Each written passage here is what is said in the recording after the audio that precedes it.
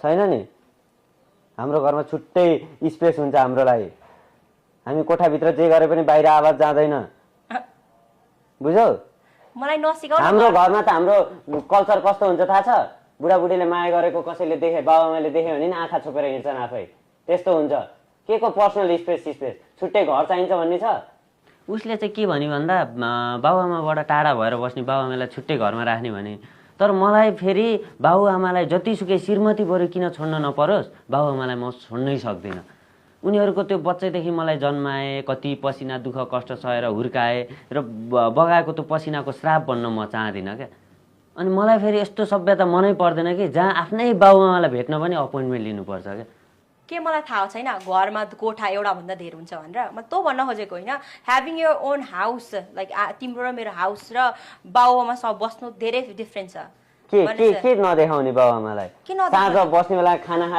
खाँदा सँगै बस्ने फ्यामिलीको कुरा सेयर गर्ने कति मजा आउँछ त्यस्तै फिल आउँछ म त्यो भन्न खोजेको होइन बुढाबुढी सँगै बसेर तुलना चाटी गर्नलाई छुट्टै घरै चाहिन्छ भन्ने छैन नो मलाई एक दिन न एक दिन मलाई फ्यामिली चाहिन्छ बिग फ्यामिली चाहिन्छ फ्यामिली चाहिन्छ भने छुट्टै बस्ने नो बिग फ्यामिली चाहिन्छ so I want to raise my kids with you with me with us like with us मैले के बाबुआमासित बस्नु भनेछ र आफैसँग जन्माउने त मैले बाबुआमासँग जन्माउनै भनेकै छुइनँ मैले के भन्न खोजेँ मलाई थाहा छ एउटा घरमा धेरैवटा रुम हुन्छ तर तिम्रो र मेरो घर भनेको र बाबुआमासँग घर भनेको डिफरेन्ट हुन्छ बुझ्यौ having your own house is तिमीलाई आई गेस तिमीलाई त्यो हुन्छ नि तिमी त्यो जोन्दै तिमी कहिले सोचेकै छैन जस्तै म बुझ्छु आई टोटली अन्डरस्ट्यान्ड तिमी यो कल्चरमा हुर्केको छौ म नि हुर्केकी छु पाहाडा बेट मलाई थाहा छ तिमीलाई के भनिरहेको छु म के भनिरहेको छु भने जोइन्ट फ्यामिली बस्नु डाइरेक्टली भन तिमीलाई चाहिएको के हो डाइरेक्टली भन तिमीलाई चाहिएको के हो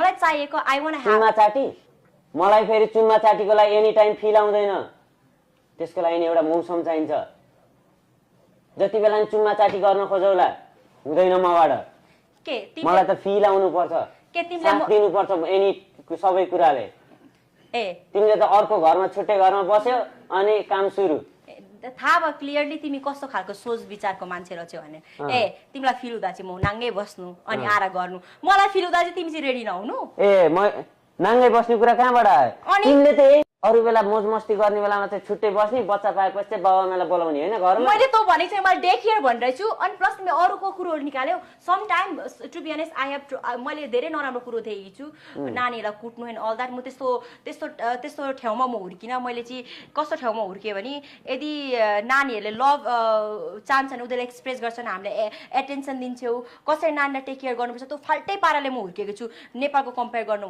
पर्दा तर मैले नराम्रो भन्न खोजेको दुवै ठाउँमा डिफरेन्ट छ त्यो रिजन छ किन त्यस्तो छ भनेपछि बच्चा बच्चीलाई बच्चैदेखि किस खाएर मात्र राख्ने हैन के खाएर किस खाएर मात्र राख्ने अनि नानीलाई माया लगेर अर्काको नानीलाई माया गर्नु 9 महिना राखेर हुर्काएको हुन्छु बुझ्यौ 9 महिना राखेर निकालेकी हुन्छु कसरी पहिले कहीं गाली पनि गर्नुपर्छ पिट्नु पनि पर्छ नराम्रो बाटोमा नजाउनु भनेर नराम्रो मान्छे नराम्रो बाटोमा गएन भने कसैले उसको जिन्दगीमा यो भनेको यो गलत रहेछ भनेर उसले सिक्छ भनेपछि राम्रो कुरा सिकाउनलाई चोर्न पठाउने मैले त कुरो भनेकी छुइनँ मैले त कुरो भनेको छैन जोइ मान्छेहरूले जिन्दगीमा साँच्चै नै भन्नुपर्छ भने केही कुरो सिक्नुको लागि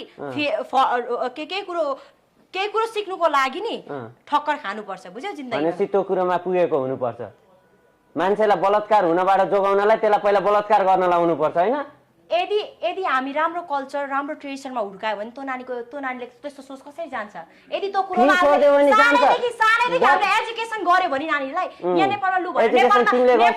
नेपालमा भन नानीहरूलाई कहिलेदेखि सेक्सुअलको विषयमा एजुकेसन दिन्छन् कहिले बाबुआमाले हुन्छ नि नानी यसो गर्नु उसो गर्नु हुँदैन कहिले चाहिँ त्यो लेसन नानीहरूलाई सिकाउँछन् लु भन त किनकि उमेर आउँदा सिकाउँछन् उमेर कहिले त्यो चाहिँ उमेर कहिले हो उमेर कहिले बच्चामा हो कहिले लु when is the right time look for you when is the कम से कम नेपालमा आफ्नै आमा बाउले सिकाउँछन् अगाडि नाङ्गै भएर तिमीहरूको बालबच्चा जन्माएर अनि तिमीहरूको बाबुआमालाई खानेकुरो पकाएर बस्ने जस्तो लाग्छ क्या हाम्रो चाहिँ एउटा के अरे निड्स वान्ट्सहरू हुँदैन हामी चाहिँ के हो तिमीले घरमा ठुलालाई सत्कार गर्नुपर्छ राम्रोसँग बस्नुपर्छ, आफ्नो वेशभूषा चेन्ज गर्नुपर्छ चाहिने अनुसारको भन्दैमा त्यो नाङ्गे यताउता त्यही नै हुन्छ, त्यही मात्रै छ।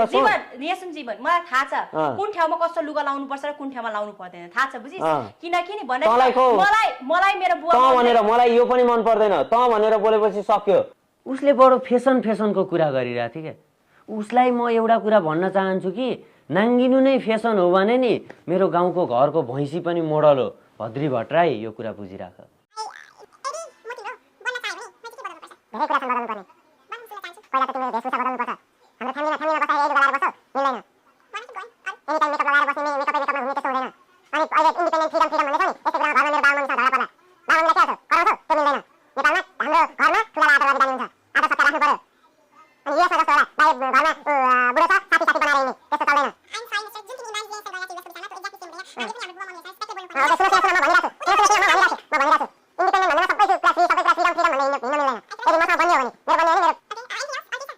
उसको कुरा सुन्दा मलाई के लागिरहेको थियो भन्दा युएसबाट आयो भनेपछि त नेपाली केटाहरू यसै पछि लाग्छन्, उसको घरमा गएर बस्छन्, घर चाहिँ कमारो बनेर बस्छन् जस्तो सोचिरहेको थियो जस्तो लागेको थियो। तर म फेरि के सोच्छु भन्दा बाहिर गएर चुनकै महल ठडाउनु भन्दा बरु नेपालमै हलो जोतेर बस्न किन नपरोस्, तर मेरो देश र मेरो परिवार म छोड्न सक्दिनँ। हरेक कुरो म प्रिटी मच ओके हुन्छु, तर मलाई before I say yes to anyone like oh he is the one भन्नुभन्दा अगाडि मलाई चाहिँ उसँग लिभिङ रिलेसनसिप बस्नु मनपर्छ। It's like I don't know तिम्रो पोइन्ट अफ भ्यू यस्तोमा कस्तो छ होइन? म बस्दिनँ, मतलब म बस्दिनँ। लिभिङ रिलेसनसिप भन्ने हाम्रो कल्चरमै छैन। तिमी केही कम्प्रोमाइजै गर्न चाहदैनौ भने कम्प्रोमाइज गर्ने भन्ने कसरी चाहिँ तिमीले पर्फेक्ट तिमीले सोचेछौ केटी पाउँछौ? पाउँछ। जाऊ तिमीले यो जाऊ न, यो ठाउँमा त पाउँदैनौ। साच्चै किन पाउँदैन? जति पनि पाइन्छ। तिमी चाहिँ यति धेरै अजिर छेउ, अनि जब छोरी मान्छेले सेम कुरो गर्दा चाहिँ हामी चाहिँ गलत देख्यौ है। तिमी चाहिँ एकदम टमक टिमिक देख्यौ। टमक टिमिक केही होइन। लिभिङ रिलेसनसिप भनेको के हो? यस्तो पढे लेखेको मान्छे तिमी यस्तो यस्तो यस्तो के अरे 2022 मा आएर पनि तिमी यस्तो कुरा गर्छौ यार। तिमीलाई धेरै कराउने मात्र बानी रहेछ, अलिक ख्याल गर ल। भन म तिम्रै बन्नु पर्यो रे, तिमीलाई नै मनपर्ने खालको बन्नु पर्यो रे। कस्तो गर्नुपर्छ, मैले के गर्नु पर्यो? जुन तिम्रो बोलाइ छ नि, आई गेस त्यहाँदेखि स्टार्ट गर्नुपर्छ होला। धेरै कुरो छ, but I think as a gentleman I feel like you should speak with polite respect. जुन कुरो चाहिँ तँ कमी देखिरहेको छु, एन्ड आई एप्रिसिएट जब तिमीले त्यो कुरो चेन्ज ल्याउँछौ। जिस अहिलेदेखि चेन्ज त नभएर म पनि कालिरहेको थिएँ, तिमी पनि कालिरहेको थियो, बट हेर मेरो टोन कस्तो सफ्ट भयो, किनकि